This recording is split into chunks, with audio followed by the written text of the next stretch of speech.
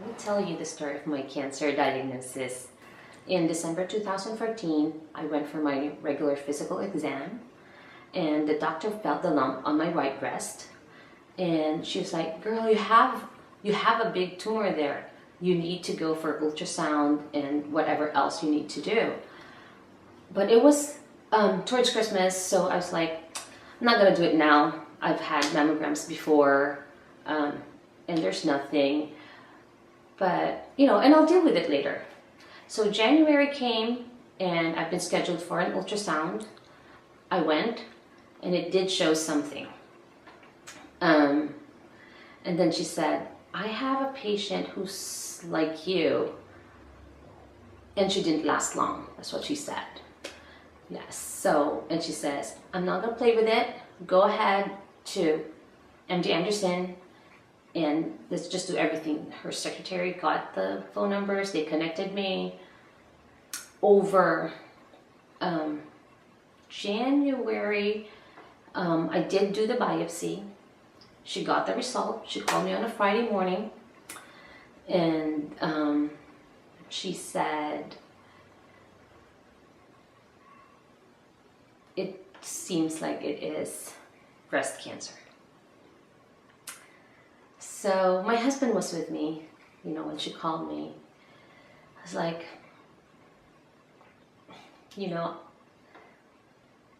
I didn't cry right away. It was like I felt it was gonna happen because I had aunts who had breast cancers. I believed that it was gonna happen sooner or later. And I think the wrong part for me was that I claimed it. I kind of waited for it to happen. So I was fine. That was Friday morning. And I went through the rest of the day okay. But Saturday, I started researching. My husband downloaded some informational software on breast cancer. And I just spent the whole weekend reading and learning, I know about it from my aunts, but it's personal now. It's mine, like maybe it wasn't mine, but it is the cancer diagnosis that she gave me. By Sunday evening, I was shaking, like it's true. It's happening to me, And I asked my husband, just hug me and pray for me. I don't know. So he did. I calmed down and we were fine. And I think at that point we informed my family because they were waiting. They knew that I had an abnormal mammogram in December, and over the holidays, while we were checking on each other, they knew that my ultrasound was coming up, and they asked how it was. And then that week, we just connected with MD Anderson right away. We had schedules with medical oncologist, surgical oncologist. They had another person who was taking care of the scheduling. So I went. I think over the month of February, all I did was go for another set of mammogram, another set of ultrasound. They looked at the biopsy again, CT scan, bone scan, whatever, like all the scans that they could possibly do on me, they did in February. I met with a surgical oncologist and I asked her, I said, "Can you just take it off already?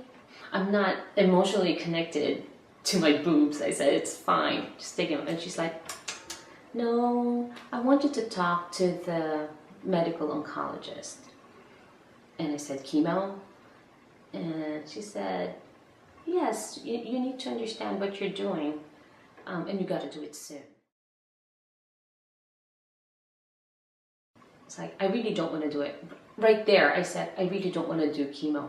I have no scientific reason for rejecting it.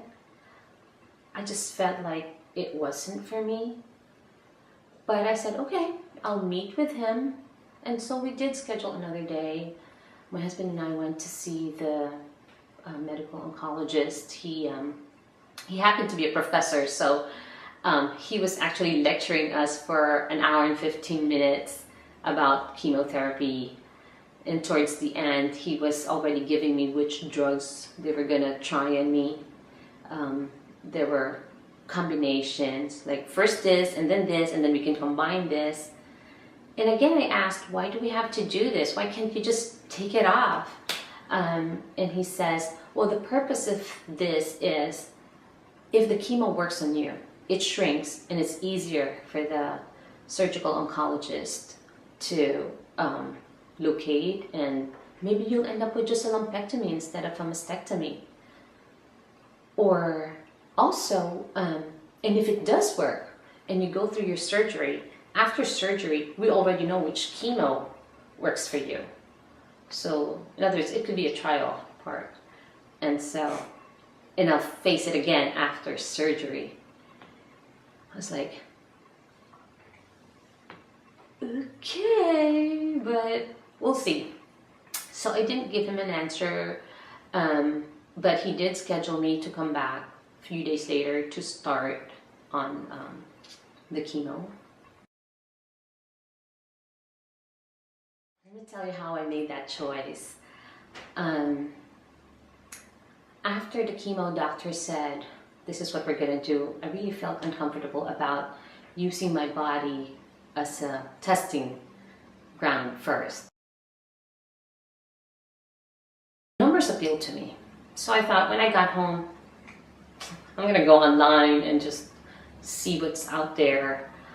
And I've started speaking to people, asking them, about their experience, what they think they should have or should not have done. And a friend of mine, actually from here in Santa Monica, connected me with a friend of a friend. So it goes far, but people are willing to talk and help, who spoke about this place in the Philippines who had helped her with some alternative treatments that I've never heard of. At the same time, they have another friend who went to Mexico, and they swear by what they have.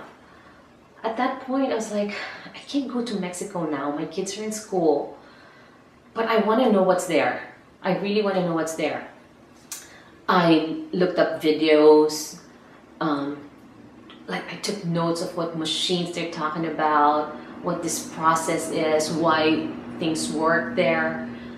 And I actually asked my friend, a good friend of mine, to cross over the border to FaceTime me with what they're doing. And they were very gracious. They showed me, what's there, what they're doing, what their schedule is like, the treatment being, 9 to 6, and they eat all organic food. They've been juicing, and it really, really made sense. So I made a call myself to the medical director and asked, what's there for me? This is the diagnosis that I got. And I know that at that point I've learned that not everybody do the same thing. And they did get back to me about spending 6 weeks over there, having to do all these treatments, but it was going to cost me $60,000. I didn't have $60,000, but I saw what they have, and I went back to that person who told me what she did in the Philippines. Some of them were exactly the same thing. The others were similar, but the same principle. Going to the Philippines, it was just gonna cost me less than $1,000 for the airfare. My parents live there, so I get free board and lodging. Plus at that point, I knew my parents were worried about me. But I was fine. I think when I'm thinking I'm fine, I'm not emotional when my brain is working. I felt that they needed to see me or I need to show myself to my family and let them know that I'm really okay, emotionally, psychologically, I'm okay, that I think I'm gonna do this. I think I want to learn more about this first before submitting myself to poison. So, MD Anderson scheduled me March 1st, I think it was, but February 28th, I flew out. I just called the social worker and I told her, you can cancel the next appointment. I'm not coming. And she says, why? I said, well, I kind of found something else that I think works, and I'm going to do it. I'm going to travel. I'm going to do it.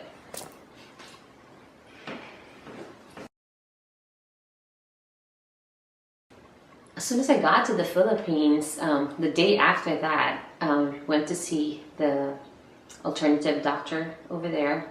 She's actually a medical doctor, but she had opened her eyes on alternative treatments. She had her own set of diagnostic instruments. There's one that looked like you're wearing a headphones, and I think it's called a bioscan. There's another one where you hold this bars. It takes your body's last memory of how it is, like its condition, like it's able to tell what each organ feels at that moment. So it's amazing. It comes up with like this much of a printed report, and it shows the status, like if it's good, not good, needs improvement, kind of stuff. And we started from there, and then my treatment always started with a little shot of chlorophyll. My mouth turns green every time I drank it. So I asked, why, why this green thing?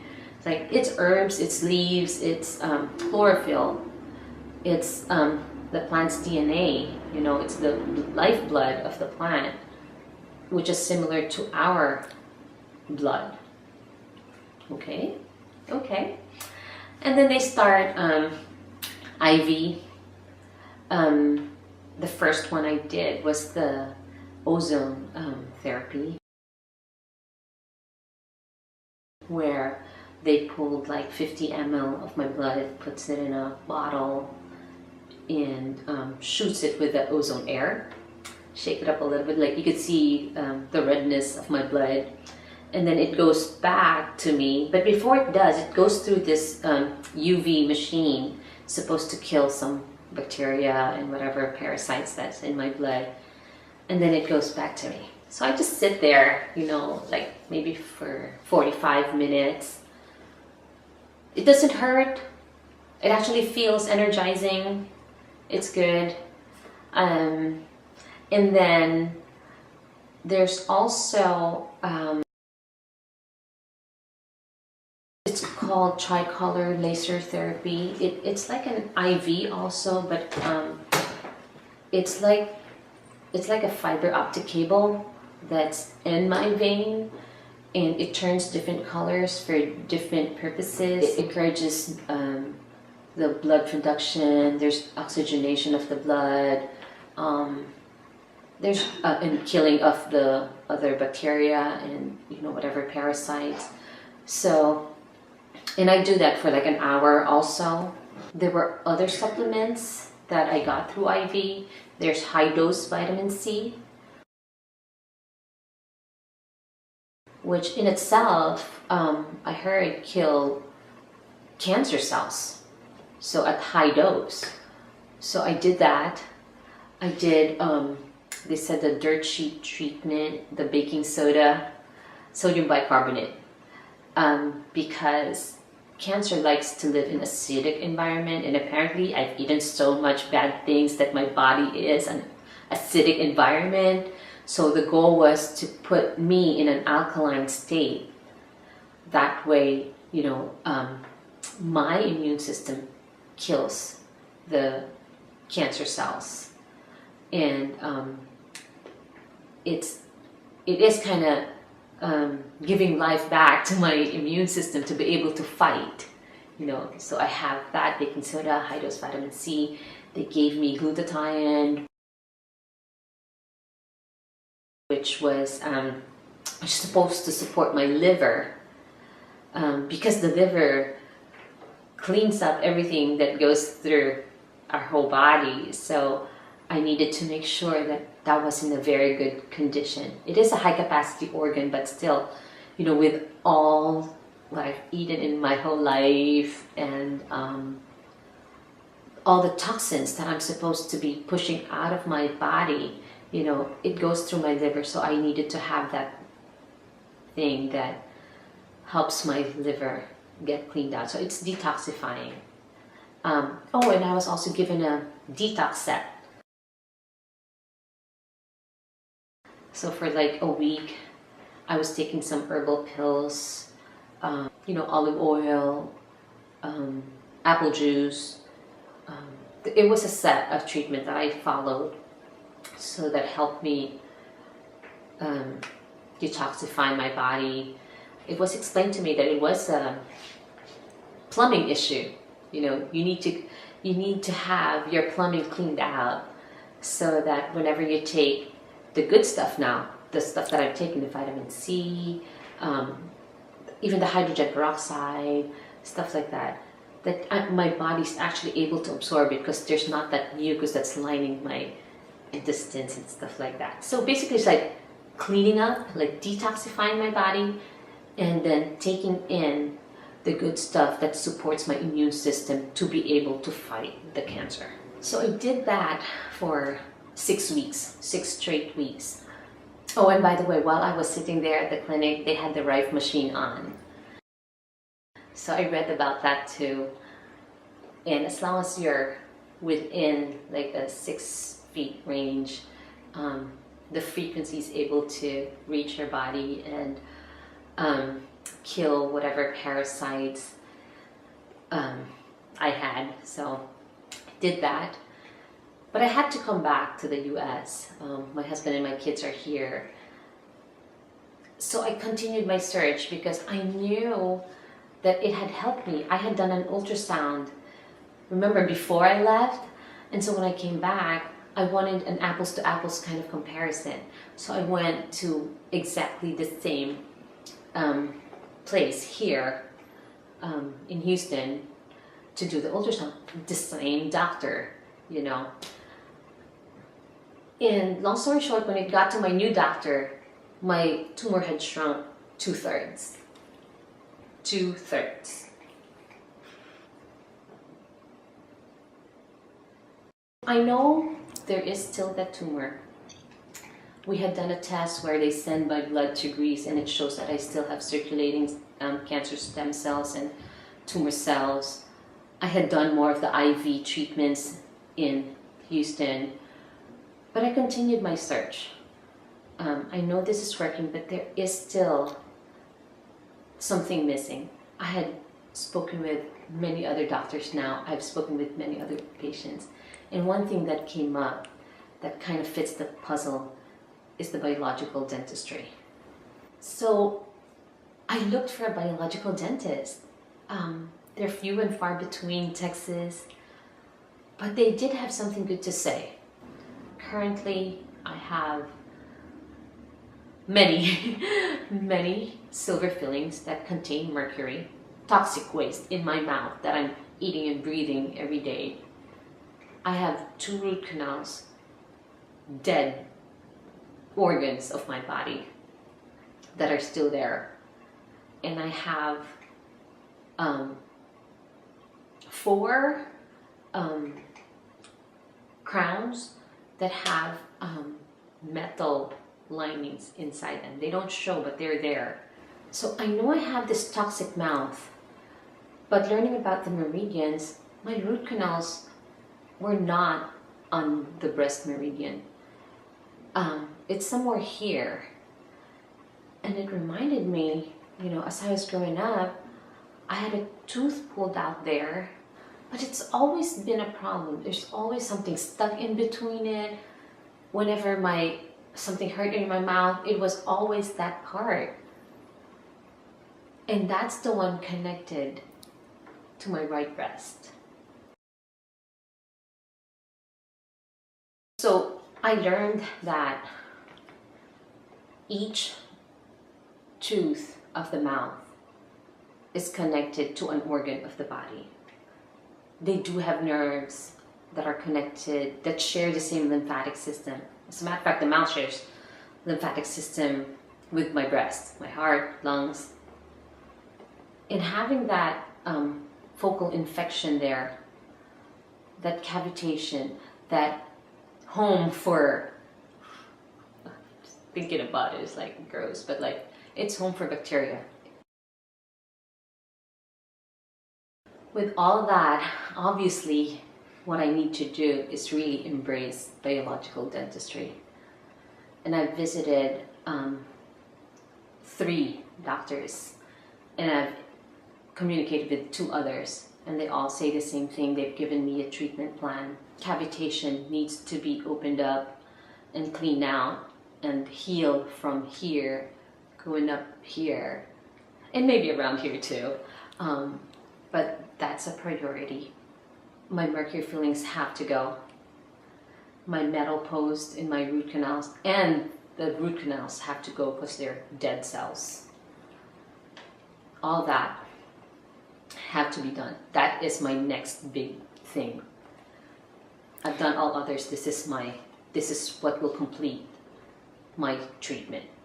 And the cost of that at least is $16,000. I've spent so much with my treatment last year and this year, and health insurance didn't cover that. They don't cover non-conventional treatments. And even with a dental insurance, a very good dental insurance, they're not going to cover that.